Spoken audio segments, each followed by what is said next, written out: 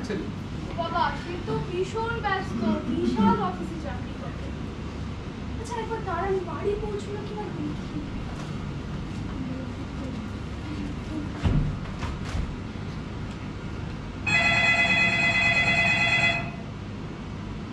Hello মা meeting এ আছি, পরে কথা বলবো। ওরে শোন, শুধু বলছি বাড়ি পৌঁছেছিস, খাবারটা খেয়েছিস? বললাম তো ব্যস্ত আছি, রাখো এখন। কি হলো পার্বতী দি? ব্যস্ত আছি বলে ফোনটা কেটেছিস? আমি অনেক বছর ধরে এখানে আছি, এই সমস্ত কিছুই জানি আমি। আপনি যত তাড়াতাড়ি এই জায়গাটাকে মানিয়ে নেবেন, আপনি ততটাই ভালো থাকবেন। আমার বাবু ওরকম না, ও আমাকে অনেক ভালোবাসে। এমনিতে এই জায়গাটা ততটা খারাপ নয়, শান্তি আছে, সময় সময় খাবারও দেন, আবার দু চারটি বন্ধু হয়ে যায়। আর কি চাই? আমি তো বলবো আপনি এইসব চিন্তা ভাবনা ছেড়ে নাম সংকীর্তনে যোগ দিন। দেখুন দাদা, আমার এটা আপনাকে বলা উচিত না, তবু আমি বলছি। আমার মনে হয় আপনি আমাকে দেখে হিংসেই করছেন, কারণ আমার বাবু তো আমাকে নিতে আসবেই, আর আপনাকে কেউ পাত্তাও দেয় না।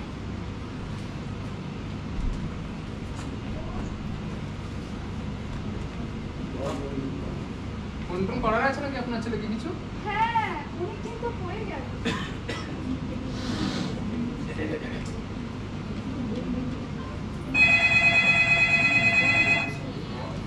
হ্যালো মা পরে ফোন করছি। কয়েকদিন পর।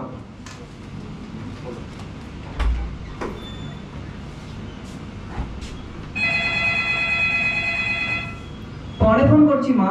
শোন, 30 দিন পর। আরেকবার ফোনটা করিয়ে দেখি। হ্যাঁ হ্যাঁ করুন।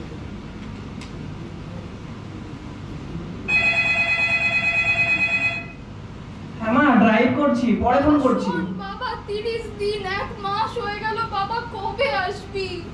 আসবো মা আসবো, কাজের চাপটা একটু কমুক, আসবো। আমি জানি আমার কথা আপনার খারাপ লাগে, কিন্তু এরকম আশা রাখা কোনো লাভ নেই, জানেন তো। যেটা হচ্ছে সেটাকে মেনে নিন, এটাই আমাদের ভাগ্য। ভাগ্য আপনার খারাপ হতে পারে, আমার না। আমি বিশ্বাস করি আমার বাবু আমাকে নিতে আসবে। আমি তো শুধু ভাবছি আমাকে ছাড়া থাকছে কিভাবে। আর জানেন দিদি ভাই, ও তো আমাকে ছাড়া খাবারই খায় না। দেখুন পার্বতী দি, আমিও চাই আপনার ছেলে আপনাকে এখান থেকে নিয়ে যাক, কিন্তু কি জানেন তো, এই বৃদ্ধাশ্রমে যারা একবার চলে আসে অত সহজে এখান থেকে যেতে পারে না। শুনুন, আমি আপনার এসব বাজে কথা শুনতে একদম চাই। আমি যদি বাবুকে আজই ফোন করি, ও আমাকে আজই এসে নিয়ে যাবে। হ্যাঁ হ্যাঁ করুন, ফোন করুন।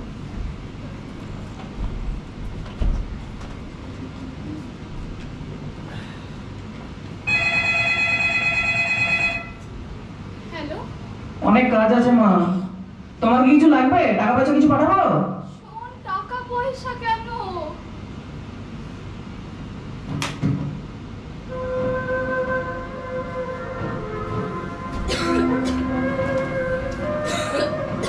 শরীরটা ঠিক আছে তো পার্বতী দি? হ্যাঁ আমার বাবুকে একটু ফোন করবেন দাদা? আচ্ছা আচ্ছা বুঝছি বুঝছি, থামুন থামুন।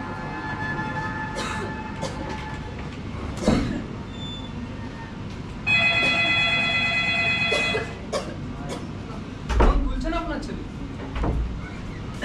একটা করিয়ে দিন।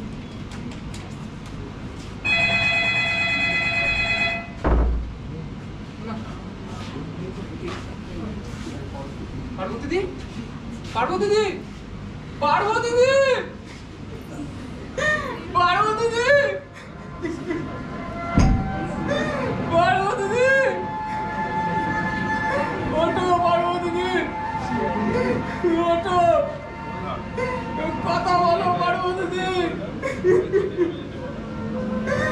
পার্বতী দি,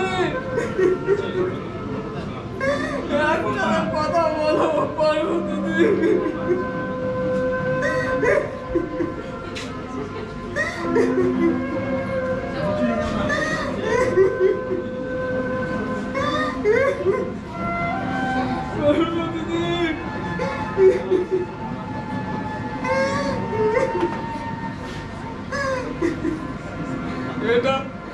এটা আমার কাছে প্রথমবার নয়। শুধু পার্বতী যে আমার সামনে মারা যায়নি, আরো অনেকে মারা গেছে, আরো অনেকে মারা গেছে। আর জানি না কেন নিজের মনের মধ্যে এত আশা রেখেছিল। আরে আশা রাখলে শুধু যন্ত্রণা পাওয়া যায়, শুধু যন্ত্রণা, শুধু যন্ত্রণা পাওয়া যায়।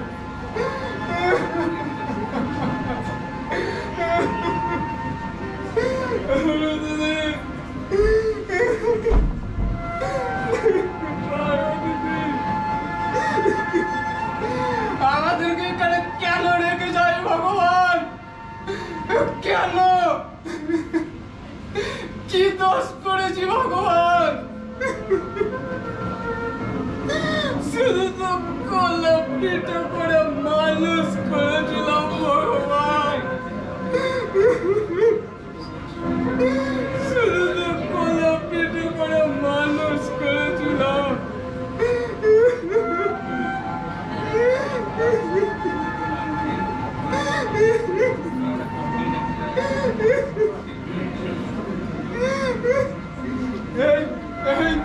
কে আছিস?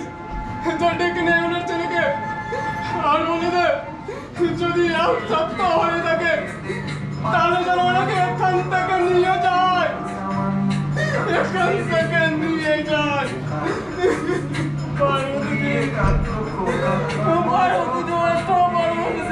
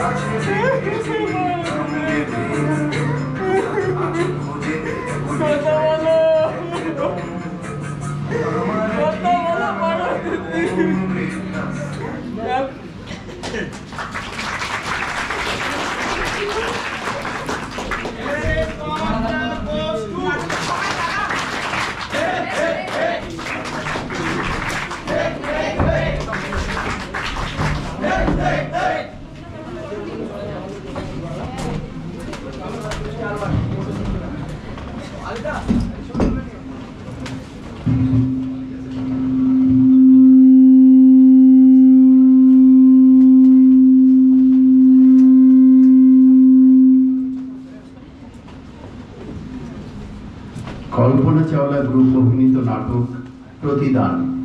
আমরা এতক্ষণ দেখছিলাম বিভিন্ন চরিত্রে অনন্যা ব্যানার্জি, প্রণব ফুলমালী, নবীন মণ্ডল, সায়ন্তিকা দাস, অনিমা পাল, দীপঙ্কর মণ্ডল এবং তুহিন শুভ্র মণ্ডল। আপনারা দেখলেন নাটক প্রতিদান। তাদের যে প্রতিক্রিয়া যদি থাকে কিছু, তোমরা একটু কিছু বলো নাটকটা সম্পর্কে।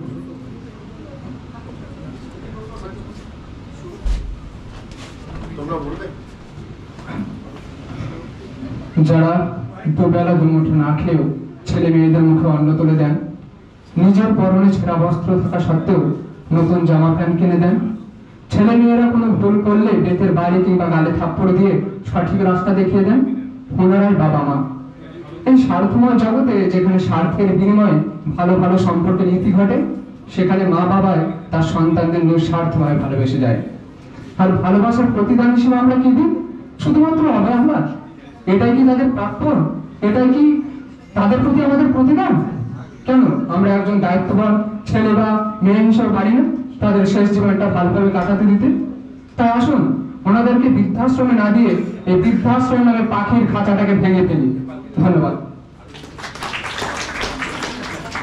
ধন্যবাদ। কল্পনা চাওলা গ্রুপের বার্তা আমরা মনে রাখবো।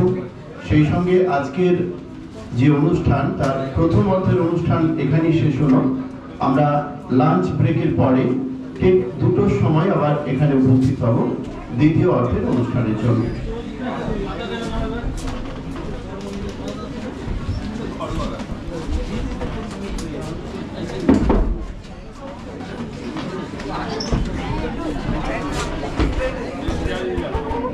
ফোনটা কই? এই কই দেবাও। কসু বই সোমবার দোকান বন্ধ। ডিভাইসের ফোন আছে এখানে?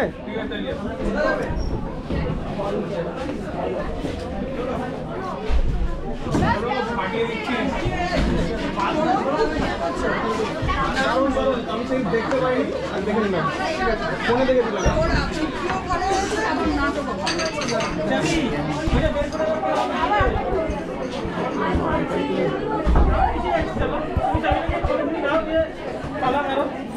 কসু বইটা ডিভাইস দেখছি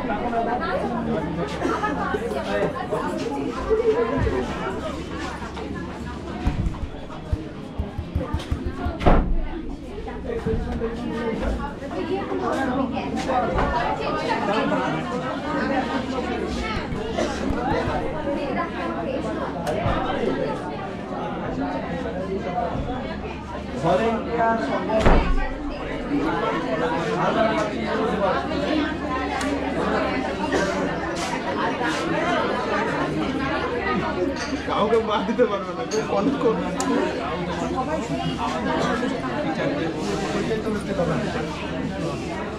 এই, এবার তো এইটাও কাজ করছে না।